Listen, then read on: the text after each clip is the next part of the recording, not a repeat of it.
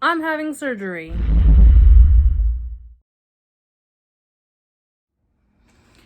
Hey guys, welcome back to my channel, and today I have another story for you for Saturday Stories. Now, this is going to be a part 3 to me needing to have surgery, basically, long story.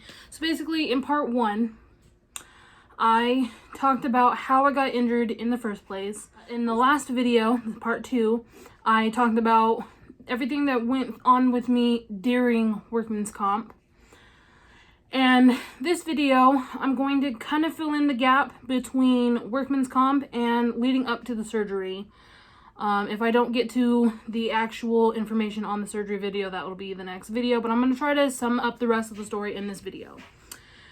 So basically, I lost my job because of this workman's comp case. And the workman's comp doctor being like, you have to go and get the PCP's, permission and for all these other health conditions that have nothing to do with my work-related injury. Like, the people that I was living with, if we were on the same page about anything, it's about the position of the PCP versus the position of the workman's comp doctor. If I'm seeing the workman's comp doctor, then his job is to focus on the things workman's comp related. Anything outside of that is not his say. It's not his business. It's not his, general do this, do that type thing. I get it. I had high blood pressure. He was concerned for me. And me being his patient, he wanted the best for me. Okay, that's fine. If I'm seeing you and you are noticing something and you're like, I think in my professional opinion, you need to get that looked at. Okay. Tell me that, and then leave the rest to me. Which, he told me that. I went, I got seen for it. I'm now on medication for it. But as far as everything else, I don't think that he should have been like, oh, well, I'm clearing you for this, but now you have to go get cleared for the rest before you can go back to work.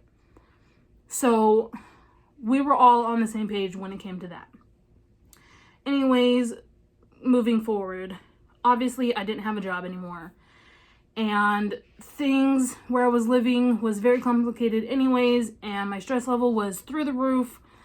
And my family actually was coming out to visit for my sister. But I was living with my sister in another place, and they came to visit. And while they were there, they realized that I was a different person. Like, they didn't recognize who I was. I was on edge. I was not myself. I was, following them, basically, after everything that they did, making sure that everything was picked up, everything was, perfect after they left it, because I didn't want to get yelled at. I didn't want to get in trouble. I didn't want there to be further issues because a pair of sunglasses got left on the kitchen table. And they saw how stressed I was and how I went from being the, I want to tag along. You're going to the store. I want to go to the store with you. Or, oh, you're going to the park. Let me go to the park with you. Or, oh, you're about to watch a movie or play a game. I want to join. No, I wasn't doing any of that. I wasn't interested in it. I didn't want to be a part of it. And that was concerning to my family. And my mom had a birthday when they were visiting as well. And I got extremely sick before we even went. I was sitting in front of the toilet, throwing up or feeling like I was. And, everything was happening. And it was all sorts of bad. And the end result to that was they didn't want to leave to take my sister back to Michigan with them because they were there for her graduation. And she was moving back to Michigan with my parents. So after they left from visiting, they were going to take her with. And then my older sister surprised us by being there as well. And my grandparents were also there. And none of them wanted to leave me behind. They were like, I'm concerned about you and your health and your safety and all these other things. And I don't feel right leaving you in this situation. And I was like, I want to go with you. I don't want to be here anymore. So if you guys want to know more about that story, let me know down in the comments below, and I will share as much of the story as I can with you. But it was a very hard time in my life. And, going through that while going through workman's comp, while going through this other string of medical conditions and situations and problems and all this other stuff didn't make it easier on me.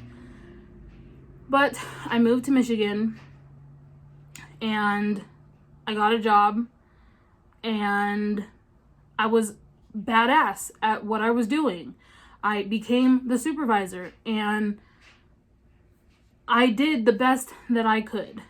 And I got a PCP in Michigan and I told her about the situation with my wrist.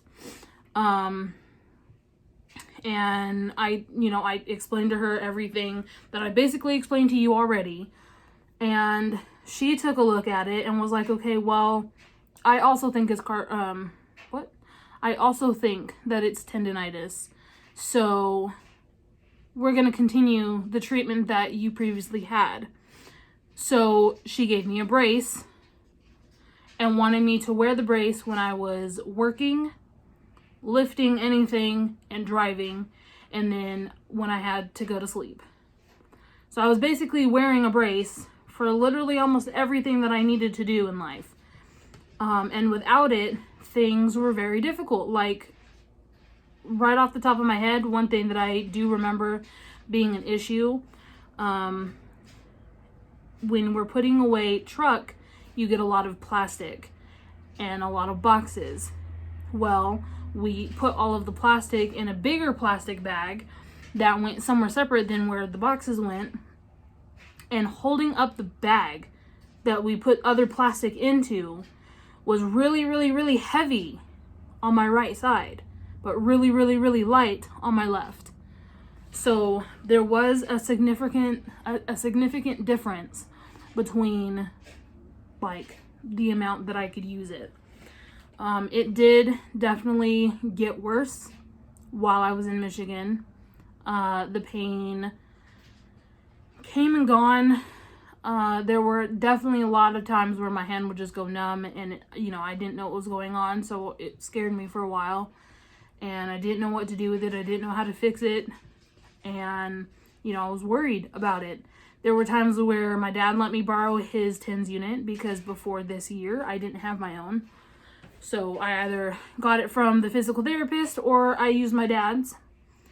And that was like the extent of it. I lived through having it.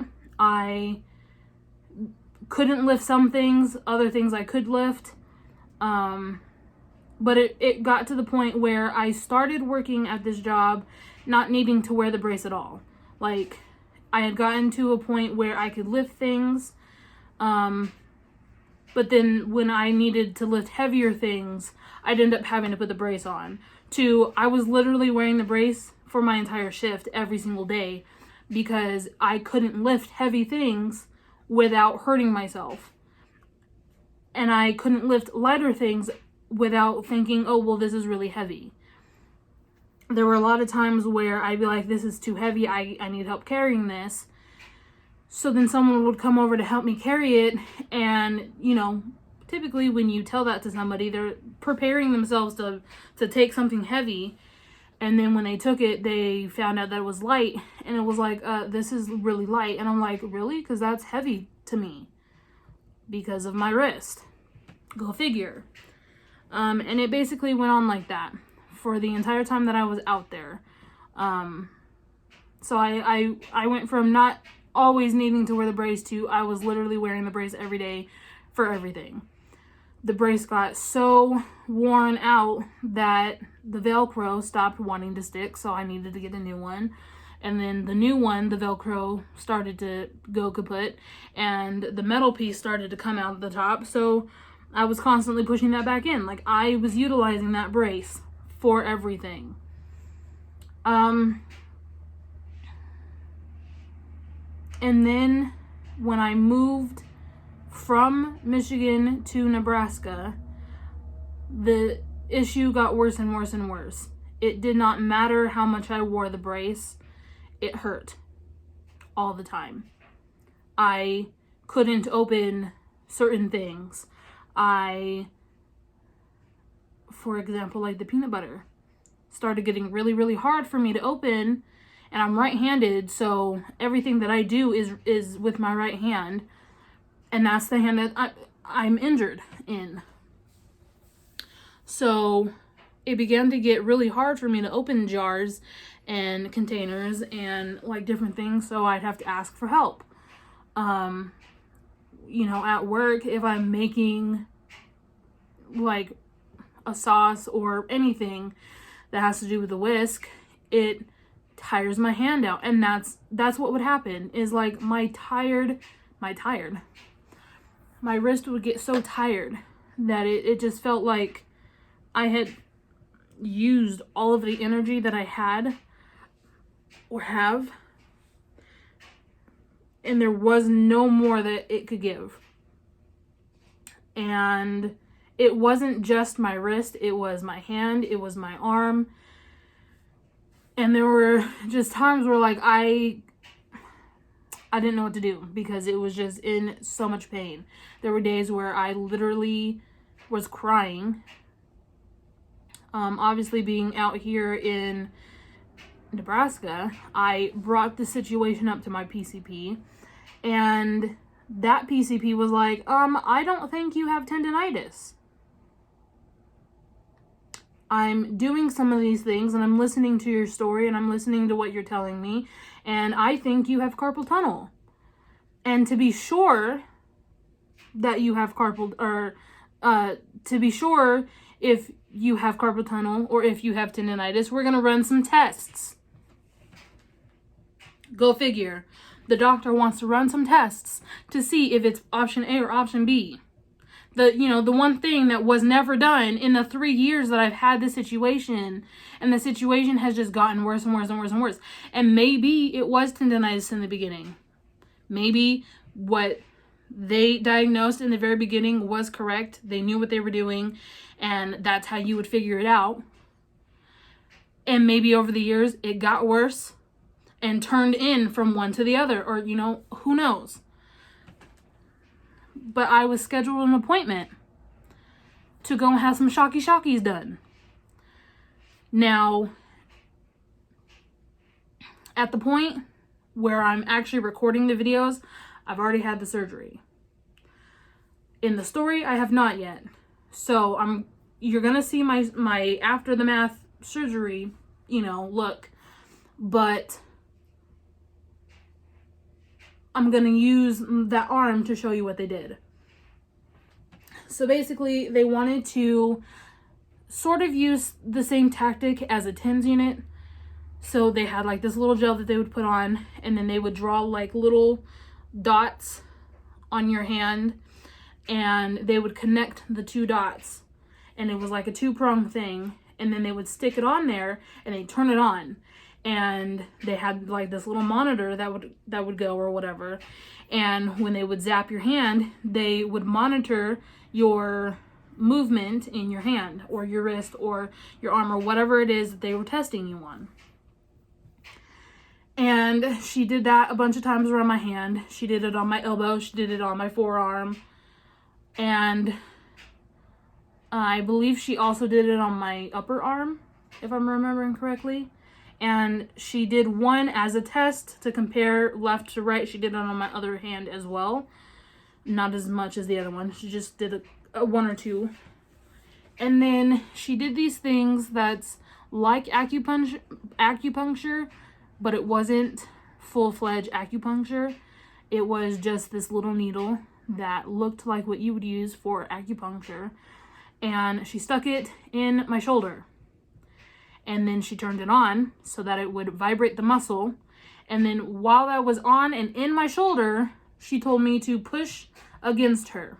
So she'd put a little bit of pressure on my arm with the needle in there, and it would be vibrating the muscle, and I'd have to push with my shoulder against her arm, and that would be picked up on the monitor to see basically how that was like portraying in with if it was carpal tunnel or not. And then she put one like right here, which the one she did in the shoulder was a small little pinch to put it in, and then I didn't feel anything. This one hurt. She did the same thing. She put it in there. She turned it on. It was vibrating the muscle, and she pushed up against it, and I had to push my elbow into hers. And then she did it in my thumb. The thumb hurt the worst. And again, she put it in, turned it on, vibrated the muscle, and then pushed on my thumb, and I had to push back with my thumb. The test results came back that I had carpal tunnel. So then the next appointment that I would be making would be to figure out the steps to treat carpal tunnel. So I lived 3 years thinking that I had tendonitis, treating this injury as tendonitis, only to get to another doctor and find out that it's not tendonitis, it's carpal tunnel. Going from, oh, wear your brace for this, that, the third, to, oh, you only need it for this and that, to, you only need it for this, to, oh, well, the brace is not going to do you any good. There's no use really wearing it. Wear it while you're asleep. Because for carpal tunnel, when you're asleep, they don't want you moving your wrist around because it's going to put strain on it. So they want you to put the brace on while you're asleep to stabilize the nerve. But when you're awake, you're conscious about what you're doing with your wrist. And if it's in this position for too long, you're conscious to be able to move it out of that position. And they don't want you to overstrain it. So you're not supposed to wear the brace at any other time except for when you're going to sleep. But I had been so used to wearing the brace for everything that it was putting a lot of strain on my wrist. So working without a brace was very painful. And it continued to get very painful the more days that I went without wearing a brace during the day. I did see some difference in only wearing it at night, but I also saw a big negative difference not wearing it during the day. Also, when I got the PCP and I asked about the TENS unit, he said that the TENS unit's not going to work unless you use it every single day. So when I got this PCP in Nebraska and I got the TENS unit, I started using it every single day. Well, then when I found out that I have carpal tunnel, I was like, okay, well, is there a specific way that I'm supposed to use the TENS unit for carpal tunnel? And the answer is yes. You only have 2 pads that you need to use, not 4. You put the first one on the palm of your hand, and you put the second one on the back of your wrist. That shit felt so good. Obviously, the interval is like 15 minutes. When I used my dad's, it was more like 87. So I definitely used the unit like twice in a row. Any more than that, it would start to hurt. So I wouldn't be able to go for longer than 30 minutes. Then I'm sitting there in my second appointment for this whole thing. And I'm talking to the lady about my options. And she tells me, well, we have this shot that we can give you that will relieve the pain. But hearing your story and knowing how much your injury is progressing over the time, and seems to how this happened to you like 2-3 years ago, I don't think that the shots are going to help you. I think that it's going to be a waste of your time and money to get the shots and then have the shot fail a week later. So she said that is an option we can go, but in my opinion, I don't think it'll work. So I said, okay, I'm not doing the shots then. Point blank period. Then she said, it sounds like you had physical therapy for it, and you're continuing to do some of the things from the therapy, and those things aren't helping. So I think that it is pointless to put you through physical therapy because it's not working. So I don't want to continue something that you've already done and still have the same outcome, especially if you're progressing at the rate that you're going to. So that was option 2 that I had, but she again was recommending against it. So I said, okay, so then we're not doing that. So the third option was to get surgery. And that is literally what I thought she was going to tell me when I went in there. I thought that they were going to be like, you need surgery to fix this. I had already lived 3 years of my life thinking that's the only way I'm going to be able to fix this. So I already knew that that was coming and I'd have to face the music sooner or later. She tells me that a lot of people waited too long to get the surgery, so that when they did go to finally have the surgery failed because they waited too long. So if you're recommending me to have surgery, then guess what? We're having the surgery. Because if you leave it up to me, it's never going to happen, and then it's going to get worse and unfixable. And I'm in so much pain that my head's in the game, so I'm on board with it.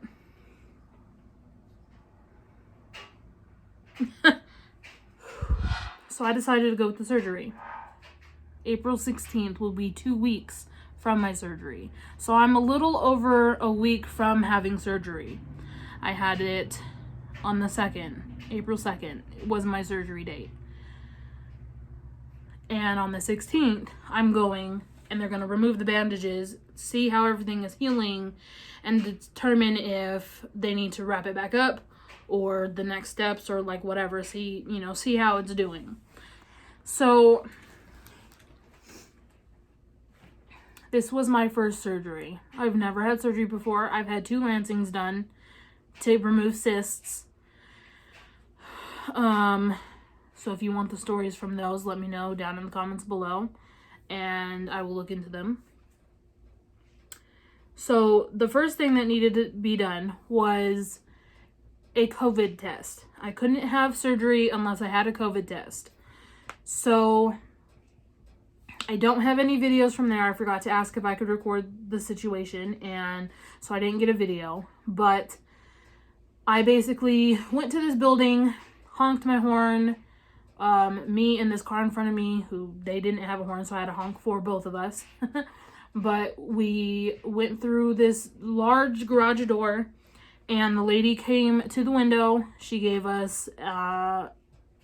me a napkin, and she took a long cotton swab on like a stick, so like a giant Q-tip, and she stuck it up my nose, which wasn't as painful as I thought. Like, I am prone to get headaches, so I thought that this was going to give me a headache.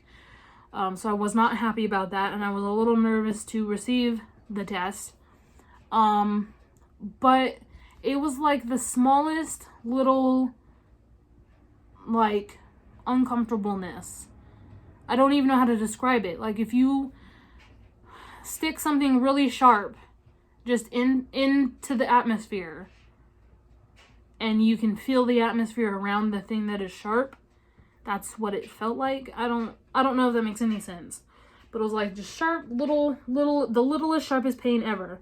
And then she removed it and put it in my other nostril, and then she put it into a vial, which I saw blood on the vial, so I'm assuming she got blood from my nose. I did not have a nosebleed afterward. I had the smallest little headache. Just the same pain that I felt when it was in my nose was the same pain that I felt up in this area.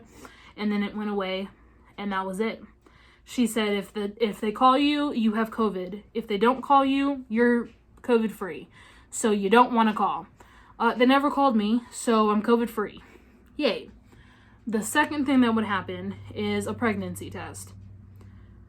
I almost didn't get the test, because she asked me if I had to go to the bathroom before the surgery, and I said, well, I went before I came, but it doesn't hurt to go again, especially with the test or, whatever. And then, so I was like, yeah, I can go to the bathroom.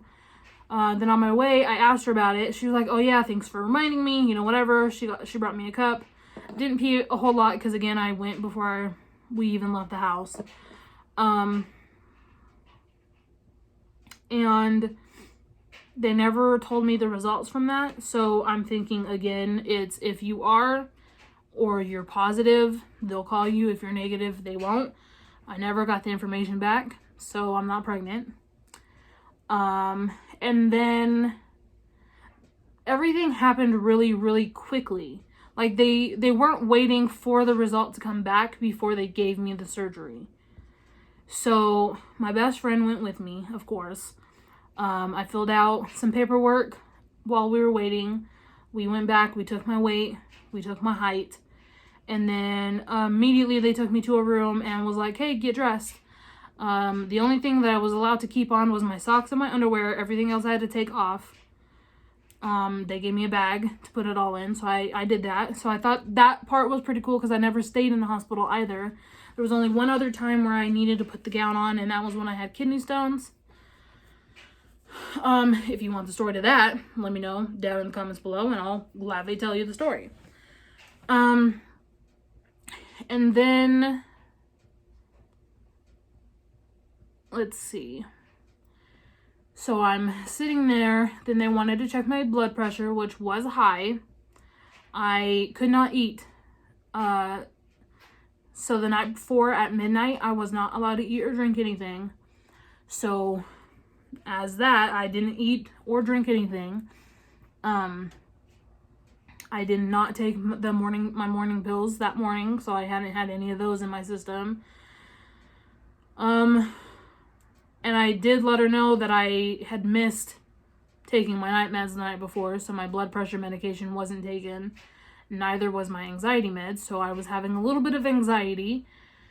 And the doctor's office makes me really nervous, so I tend to have a higher blood pressure when I'm at the doctor's because I'm just like stressed out. I don't know. So they did monitor that a little bit. They said it was high. It did go down slightly. So, I mean, it was still high when it went down, but it had gone down enough. So they had a little monitor on my finger. And then my best friend, she passes out when needles are brought in to the situation. So she left to go to the bathroom. And I had two women, one on each side of me. One was going to give me the IV. The other one was going to give me the stuff to help block the nerve or whatever. We're going to basically give me a nerve block that was going to help stop the blood flow or whatever enough for them to do the surgery. It was going to numb it up, do, all of those things that they needed to have done to be able to have the surgery. And I told her, I was like, you're not going to be able to find a vein in my left arm because every single time I need, a poke, they always end up going to my right arm. But because I was having surgery on my right arm, they couldn't put the IV in that side. So I was like, well, you can always put it in my hand. She said that she did find the scar tissue from where people were trying to, previously use the side for the IV or whatever. Or, if I'm getting blood taken or anything like that, that happens. She wanted to avoid the hand because she said that was more painful. So she went for the rep.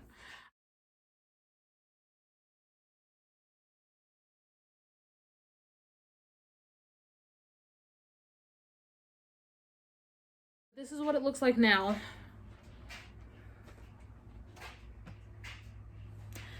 So you see a little bit of discoloration right here. Both of those were very, very dark, much darker than they are. It's kind of healing here and just moving this way. But there was a huge line here and a huge line here of a bruise. And then these marks were blisters from the tape. I might be allergic to the adhesive on medical tape because that happens every time I have to leave tape on my skin for a long period of time. And I definitely did not take that off for a while. Because at first it was one of those that, oh, you don't need to worry about that right now. And then it turned into, oh, I forgot I had it on. I also had stickers here, and on my side. So for a while, I was walking around with those. And then we took them off, and so I had little stickies on there for a while. And then, obviously they wrapped me up. I'm out of work for 2 weeks, 2 to 3 weeks. So I go the 16th to see, how I am and if I can go back to work or not. But I'm not they told me that I'm not going to have any grip for like 3 months. So it's going to be quite the process of me healing. But, so they hooked me up, and I'm scared, you know, they're wanting to take me back. The dude came in, he asked me all the questions that he needed to ask me for the anesthesia, the anesthetic. And I don't like being in these places by myself. So I really wanted her to come back. And they were moving very, very quickly. So I was texting her. I was like, are you almost done? You know, they're talking about taking me back. Oh my God, like, hurry up. They weren't really listening to me when I told them that she went to the bathroom because she faints when needles are involved. So she was just going to go to the bathroom and then wait for me to tell her she can come back. They thought she went to the waiting room. So they went out there to the waiting room and came back and said that they couldn't find her.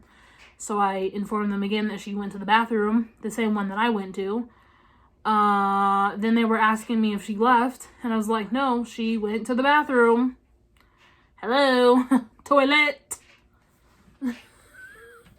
So she finally comes back right before they bring her. And I'm like, oh my God, thank goodness. You know, I just needed to see you one more time before I went in. She said I was going to be okay, that she was going to be out there. It wasn't going to be a very long procedure, so she was just going to be in the waiting room, whatever. And then they started to wheel me out of the room. And I was like, I'm not ready to go. I don't want to do this. I'm scared. I don't. And I was shaking and I was crying and I was like, oh my God, what am I supposed to do? So they take me back and now I'm in this room and I'm looking around. And they supposedly said that they were going to give me something to make me sleepy because they had the other one in my hand. So they were going to make me sleepy in the room. I don't fully remember going from point A to point B. I do remember leaving the room and going down a small hallway, but I don't remember going into the other room. But after we got into the other room, I remember seeing the blue light above me. And I remember asking the nurse if she will hold my hand because I was scared. I know that they had my hand, like, I can't really do it because it hurts. So I'm going to show you with his hand. It was out this way. Palm was up. And they were like rubbing it really hard. They were smacking it a little bit. They were trying to get it numb. And so they were really messing with it. They were like, psh, psh, psh, psh, psh. Oh, and I'm like, oh, okay. Just abuse my hand right there, don't you? Okay. So they were doing that, getting everything through that they needed to get through. And I asked her, you know, can you hold my hand? Because I'm scared. I don't want to be alone. And that was the last thing I remember. And then I remember opening my eyes to this barrier. It was like a blue curtain thing, like this. And then I was waking up in my room. They said I was going to be awake for this because they needed me at some point during the surgery to wiggle my hands, like my fingers, my phalanges. But I was asleep. Like, I don't remember anything. My dad told me that I was awake, but because I was so tired, I just don't have any memory of anything. I'm pretty sure I was asleep, so I don't know. And I'm pretty sure that when I opened my eyes and I saw the little barrier, I'm pretty sure that was them giving me less anesthetic so that I was awake enough to move my fingers around for them during surgery. But other than that, I don't remember any of it. Like, they didn't even ask me to count down. They were just giving me stuff in my arm, and I didn't know what was going on. And I was scared, and I was not scared, and I was like worked up, but I was calm. And then I was like, can you hold my hand? And then I was waking up and I'm just like, did you even hold my hand though? Like, I know you said you would, but did you? Because I don't remember taking your hand. I don't remember you taking mine. Like, was there hand holding? Because I was asleep. Like, I don't know. She probably didn't. She probably was like, okay, I need to do my job. Can't do that if I'm holding your hand. Although, she could have. I don't know. Okay, nurse lady, if you're watching my video ever and you remember me, did you hold my hand? Because, hello, my hand. Anyways, the first thing I asked for was my best friend. And then I thought she left me because she wasn't in my room when I got there. So I thought she left me at the hospital by myself. And she said that she was going to start recording from the moment she got into the room. But I was crying when she got into the room because I thought she left me. Because she wasn't in there when I got there. So she was like, I didn't want to record you crying. And I was like, well, it wasn't the first time that my YouTube channel has seen me cry. So, I mean, it would have been okay, but thanks for, you know, being considerate, whatever. And the footage she did get is hilarious. So I will definitely put a clip of that in the video. Ow. Other than that, living with it, I keep forgetting that it's injured. So literally this morning I went to get out of bed and I went to use this hand to push myself forward, which really hurts. The cat doesn't know any better, so he comes up and wants to give me love, wants me to pet him, so he'll headbutt me really, really hard in the incision area, and I'm just like, oh my god, kitty, I know you don't know, but your head hurts. And I'm crying now, so, you know, little cuties over there on the couch.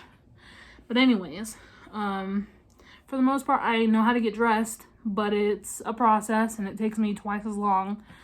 I literally, like, when I'm pulling up my pants, I have to stand with my feet slightly apart so that I can hold them up. But then I pull one side, and then I'm pulling up the other, and then I'm pulling, and then it gets stuck under my butt, so then I have to, like, you know, and I'm just doing this number for like a minute. If I'm putting on like a shirt, the easiest way is to put this one in first and then everything else, and then reverse that and have this come out last. My bestie and I did buy a sling so that when I'm out of the house for a long period of time, I can put that in there to give it some support so I'm not just like dangling it everywhere, because that definitely does hurt. It constantly feels like my little hairs are being pinched, so I'll stick my hand in here to like remove them, and it's not my hairs being pinched, it's the tendon and nerve just being hurt. Rubbing anywhere down here makes the whole thing numb. So my fingers are swollen. I'm pretty sure the gauze is stuck to my incision. I'm not allowed to get it wet, so my hand is dirty. Well, I don't know if it's dirty per se, but it's not. I haven't been able to put water on it. I was thinking about taking some Wipes to at least my fingers and my arm, since I can't get it wet. So I still have the orange stuff all over it. I was able to shower, but I had to put a bag over it, and the bag was tied really tight, so I didn't have a lot of fun with that, and my fingers still go numb, so I do like try to move them, you know. But yeah, that's pretty much it. I was thinking about doing another video of like me trying to do things with one hand. So I'm gonna try to do that soon before this gets taken off and I, you know, have more range. But if you have any questions about any of the story or the process or the procedure, or you want a little bit more information about any part of my story, be sure to let me know down in the comments. I'm more than willing to share my story with you and my experiences.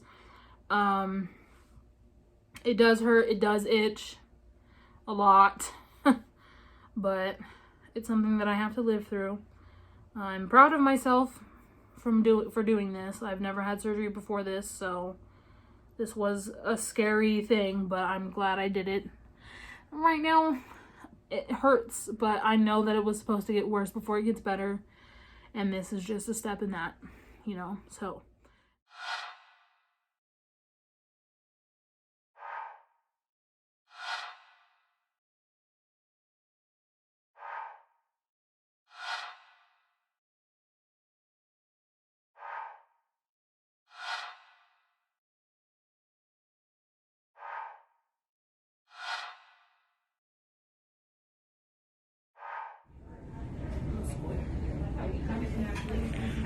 Yeah.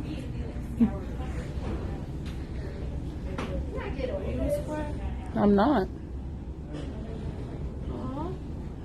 I'm a human over here. Hi. You square. Because I'm a human. But I'm a square too. No, you're not. You are also a human. Yeah.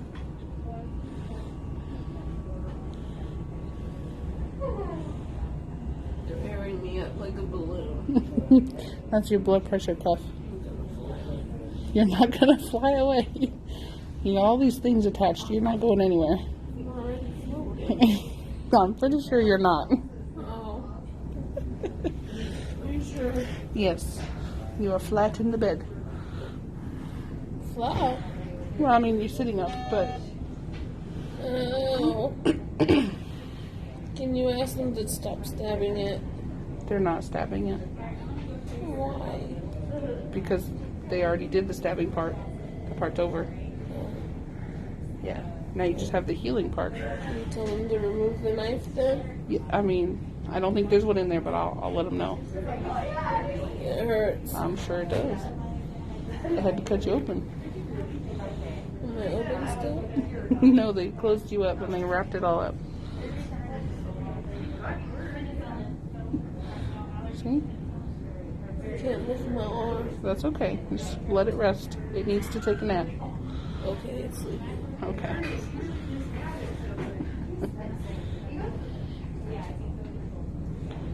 Am I on fire? No. Why would you think you're on fire? It says fire. No, it doesn't. It says allergy. Oh. Well, that's different. Yes, it is.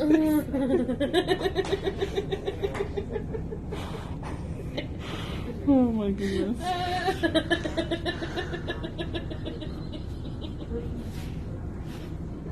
Oh no. Oh, that was a good one.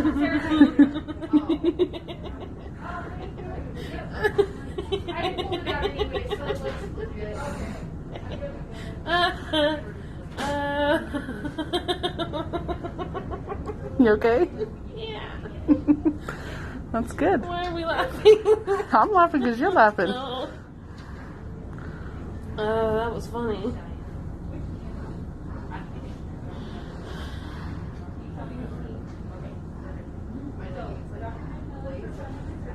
What's up? Can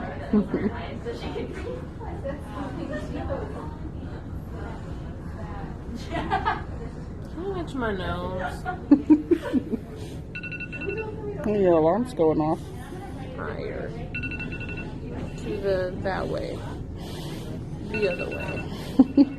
Yeah, right there. I'm gonna shut your alarm off. What is it? Work. Work. You don't have work today. It's okay. I don't want to eat sandwiches. You're not gonna eat sandwiches. That's not what you do for work anyways. You make them. Oh. I don't eat them? I mean, sometimes, but not for work. I thought I ate them. Your job isn't to eat the sandwich. Your job is to make the sandwich and deliver it. They're still stabbing me. It'll take a minute for the pain pill to kick in. Did you ask them to remove the knife yet? No, because there's no knife there. They cut you open and then they stitched you up and then they bandaged it up. But they didn't leave a knife in your arm. No. You what? I can feel it though. Alright, you're good, girl. Good to go.